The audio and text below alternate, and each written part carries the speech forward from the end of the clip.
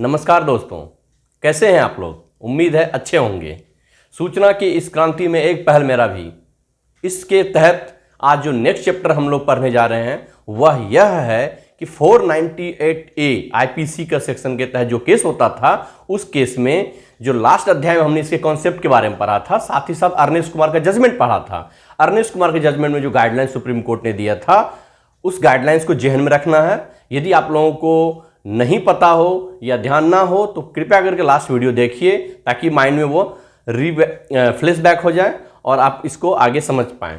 तो इस चैप्टर का जो 498 के इस अध्याय में या नेक्स्ट चैप्टर में हम लोगों ने हेडिंग रखा है सेक्शन 498 एफआईआर या कंप्लेन दर्ज करने के 2 महीने तक नहीं होगी गिरफ्तारी।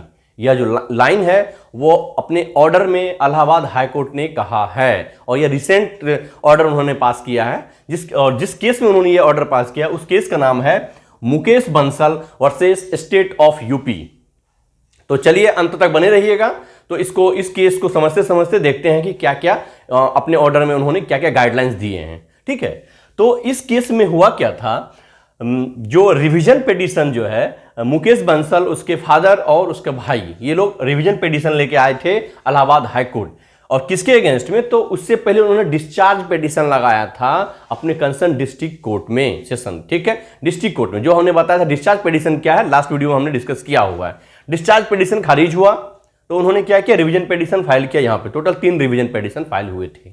इसमें क्या कहा है, इसमें जो एलिगेशंस लगाए थे वाइफ ने, वाइफ किसके किसके लगाए थे, अपने हस्बैंड के अगेंस्ट में लगाए थे, अपने फादर इन लॉ के अगेंस्ट में लगाए थे और अपने ब्रदर इन लॉ के अगेंस्ट में लगाए थे। और क्या क्या एलिगेशंस लगता है, यदि किसी के परिवार में, रिलेशन में या किसी पे यह एलिगेशंस लगा है तो आप लोग जानते होंगे किस किस तरह का वर्डिंग्स यूज किया जाता है ड्राफ्ट में। तो उसी के वर्डिंग्स को रीड करने के बाद जो एलिगेशन उन्होंने लगाया था कि मेरे ससुर जी या मेरे ब्रदर इन लॉ जो है वो सेक्सुअल फेवर हमसे ये करते हैं और हमारे हस्बैंड हमें रूम में लॉक कर देते हैं और हमें अबॉर्शन के लिए फोर्स करते हैं, कई सारे कोर्स और कई सारे ऐसे ऐसे लैंग्वेज का यूज, वर्ड का यूज हुआ था जो कि मोरली सही नहीं होता है। इसी बात को संज्ञान लेते हुए इलाहाबाद हाई कोर्ट ने कहा कि जिस तरह का मैट्रिमोनियल इश्यू चल रहे हैं अभी, इससे कहीं लगता है आने वाले टाइम में मैट्रिमोनियल हाउस बचाना बहुत मुश्किल हो जाएगा। और इसी में केस में उन्होंने बोला भी था कि जो मेडिकल एग्जामिनेशन की बात की गई थी तो जो उसकी वाइफ थी उन्होंने डिनाई कर दिया था, और जो इंजरी रिपोर्ट देखा गया था तो इंजरी रिपोर्ट में ये अपेरेंटली लगता था कि कहीं न कहीं लैंग्वेज को घुमा के फैक्ट को डिस्टोर्ट करके प्रेजेंट किया गया था। तो उन्होंने इसी में बोला कि नहीं, ये गलत है और कहीं न कहीं हमारा समाज और परिवार जो है गलत रास्ते की ओर मूव कर रहा है। तो उन्होंने ऑर्डर दिया कि इन ऑर्डर को एडहेयर किया जाए तो कहीं न कहीं अच्छा रहेगा और मैट्रिमोनियल हाउस रिज्यूम हो पाएंगे। ठीक है, अब आते हैं इसको इलाहाबाद हाई कोर्ट के ऑर्डर को समझते हैं कि इसमें उन्होंने क्या क्या ऑर्डर दिया, या यूं कहिए गाइडलाइंस की तरह दिया था। जो पहला गाइडलाइंस उन्होंने दिया था वह दिया था किसको, आईओ को, इन्वेस्टिगेटिंग ऑफिसर को। एफआईआर या कंप्लेन, एफआईआर कहां होगा, थाने में होगा, और कंप्लेन कहां होता है, 156(3) के तहत मजिस्ट्रेट के सामने में होता है। ठीक है, यदि एफआईआर नहीं होता तो कंप्लेन के तहत भी आप जो है कंप्लेन दर्ज करा सकते हैं और जो एफआईआर करना वो एफआईआर करवा सकते हैं। तो यदि इन दोनों ही केस में आईओ जो है, आईओ को बोलता है कि आप ना तो अरेस्ट करेंगे ना तो कोर्सिव एक्शन लेंगे, कोई भी कोर्स किसके अगेंस्ट में, एक्यूज्ड के अगेंस्ट में आप नहीं लेंगे। कब तक, 2 महीना तक। एफआईआर लॉन्च हो जाता है या कंप्लेन हो जाता है तो उसके इनिशियल 2 मंथ तक, 2 मंथ्स तक जो है आप जो है एक्यूज को, जैसे यहां पे समझिए कौन था, मुकेश बंसल था, उसके फादर थे और उसके भाई थे, उसको आप एक्यूज जो भी रहेंगे एफआईआर में उसको आप 2 महीने तक अरेस्ट नहीं करेंगे। उस 2 महीने को इलाहाबाद हाईकोर्ट ने क्या नाम दिया, कूलिंग पीरियड। उन्होंने कहा कि ये जो कूलिंग पीरियड है, इस कूलिंग पीरियड में आप वही करें जो अर्नेस्ट कुमार का जजमेंट था। अर्नेस्ट कुमार में कहा गया था कि 41 को एडहेयर करना है और आप इसको मैंडेटरी लगे तो, और जो भी है उस लास्ट वीडियो में जाएंगे तो अर्नेस्ट कुमार को हमने अच्छे से बताया है। तो उन्होंने बोला कि इस कूलिंग पीरियड में अरेस्ट नहीं करेंगे, ना ही आप कोई कोर्सिव एक्शन लेंगे किसके, एक्यूज के अगेंस्ट। जो मेन मकसद था इलाहाबाद हाई कोर्ट का इस कूलिंग पीरियड के, कि वह चाहते हैं कि मीडिएशन कराए और कहीं ना कहीं फैमिली मैट्रिमोनियल जो हाउस उसको रिज्यूम कराए। यदि एफआईआर होगा, आप अरेस्ट करेंगे, फैमिली को परेशान करेंगे, तो क्या मैट्रिमोनियल हाउस रिज्यूम होगा? हस्बैंड हो या सासू माँ हो या उसकी ससुर हो, कोई भी हो, वो इसको एक्सेप्ट नहीं करेंगे और कहीं ना कहीं एक जो मनमुटाव है और एक लड़ाई है दो फैमिली के बीच छिड़ जाएगा। तो कृपया करके ये काम ना करें। तो दूसरा उन्होंने जो गाइडलाइंस थे, उन्होंने बोला है यदि इस कूलिंग पीरियड में आप क्या कीजिए, जैसे एफआईआर होता है, refer the case to whom, family welfare committee. आप फैमिली वेलफेयर कमेटी को इसी कूलिंग पीरियड में इस मैटर को रेफर कीजिए। और फैमिली वेलफेयर कमेटी जो है, अब बात आती है कि इन्होंने बोला कि किस किस तरह के मैटर को आप यहां पे रेफर करेंगे या प्रीफर कीजिए इसको रेफर करने के लिए। तो उन्होंने बोला 498 एक्ट के तहत जो केस होगा, साथ ही साथ नो इंजरी जो होता है कि एलिगेशन 307 अटेम्प्ट टू मर्डर, देखेंगे कि यह भी लिखता है कि मुझे मारने का बहुत कोशिश की गई बट इंजरी जो है सिंपल दिख रहा है। तो यदि ऐसा हो और साथ ही साथ कुछ ऐसे भी सेक्शंस लगे हो एलिगेशन ग्रुप में जिसमें कि सजा जो है 10 साल से कम हो, यदि ऐसा एलिगेशन है तो आप इस मैटर को फैमिली वेलफेयर कमेटी की तरह को सौंप दीजिए मैटर को इसी 2 महीने में। ये क्या क्या करना है। और ये थर्ड में उन्होंने बोलता है कि ये हाईकोर्ट ने बोला है, इलाहाबाद हाईकोर्ट ने, कि हर डिस्ट्रिक्ट में एक या एक से अधिक FWC होना चाहिए या रखिए। गाइडलाइंस दे रही गवर्नमेंट को कि ये 1 और मोर का मतलब है कि यदि 12 डिस्ट्रिक्ट है तो उसको एक से ज्यादा भी रखिए, लेकिन एक हर डिस्ट्रिक्ट में आप इसको एस्टेब्लिश कीजिए। अब आती है कंपोजिशन की बात। कंपोजिशन में क्या उन्होंने बोला है कि यह कम से कम 3 मेंबर कमेटी होगा।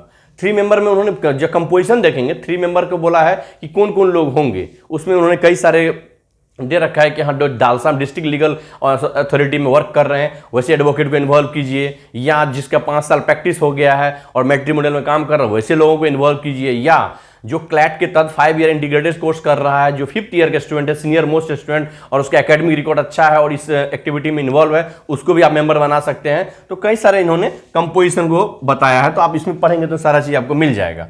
अब ये उन्होंने ये भी कहा कि ये जो मेंबर होगा कमिटी का मेंबर, इसको shall not be called as a witness, इसको जो आईओ विटनेस के तौर पे कभी भी नहीं बुला सकता और ये नहीं जाएंगे। ठीक है, ये कहीं ना कहीं इसका मेन मकसद है बस इसको इसके कंपोजिशन को फुलफिल करना, ना कि आप आईओ इसको परेशान करे या आईओ इसको फोर्स करे कि आपको विटनेस के लिए आना पड़ेगा, ये नहीं आएंगे। ठीक, चलिए अब हम समझते हैं इसके फंक्शन को। अभी तक हम लोगों ने देखा कि कंपोजिशन क्या है, इसे सारा चीज डिस्कस हम लोगों ने कर दिया और यह भी देखा कि कैसे कैसे मैटर को करना है। अब जो इसका मोस्ट इंपॉर्टेंट पार्ट है वो है इसका फंक्शन।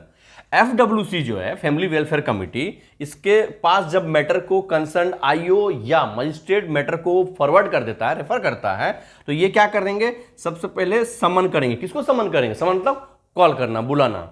दोनों पार्टी को, कंटेस्टिंग पार्टीज को, दोनों पार्टी को बुलाएंगे, साथ ही दोनों पार्टी को बोलेंगे अपने फैमिली के 4 एल्डरली पर्सन्स, 4 जो आपके बुजुर्ग हैं घर के या आपके समाज के या आपके परिवार के। ठीक है, ऐसे लोगों को साथ आप दोनों पार्टी आए। इसका मेन मकसद क्या है? देखिए बहुत ही अच्छा, बहुत ही पायस जो है इलाहाबाद हाईकोर्ट का जो यहाँ पे ऑब्जेक्टिव है वह क्या है, फैमिली को टूटने से बचाना है। तो अब देखिए कि इनको बुलाने का जो मेन मकसद, 4 सीनियर बुजुर्ग को लाइए। कहीं के पुराने समय में देखे होंगे जब 2 घर में लड़ाई होती थी मियाँ बीबी की, तो दोनों घर में पंचायत करने कौन आते थे? बड़े बुजुर्ग लोग आते थे जिनको एक्सपीरियंस होता था, और उनका मकसद क्या था? भाई इन लोगों को बसाओ। जो मेन काम था इन लोगों की शादी टूटना नहीं चाहिए किसी भी तरीके से, यह कोशिश की जाती थी। इनका भी मेन मकसद यही था। तो चलिए अब ये लोग आए, मीडिएशन कराएंगे। मीडिएशन मान लीजिए सक्सेसफुल रहा तो मीडिएशन का रिपोर्ट सक्सेसफुल बना के कंसर्न कोर्ट को रिवर्ट कर देंगे, भेज देंगे कि रिपोर्ट्स जो है पॉजिटिव रहा और दोनों पार्टी अपना घर बसने के लिए तैयार हैं।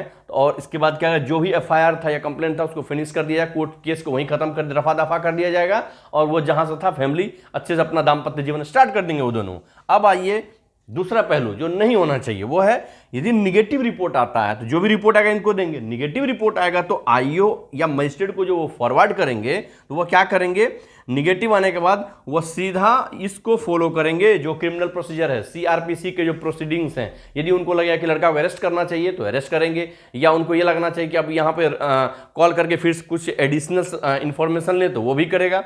एक चीज को और समझिए, जो यहाँ पे हमने बताया था कि नो अरेस्ट और कोर्सिव एक्शन, ये काम तो उन्होंने बोला था नहीं करना है, लेकिन यहाँ पे इलाहाबाद हाईकोर्ट ये नहीं बोला है कि आप सेकेंडरी इन्वेस्टिगेशन को बंद कर दें।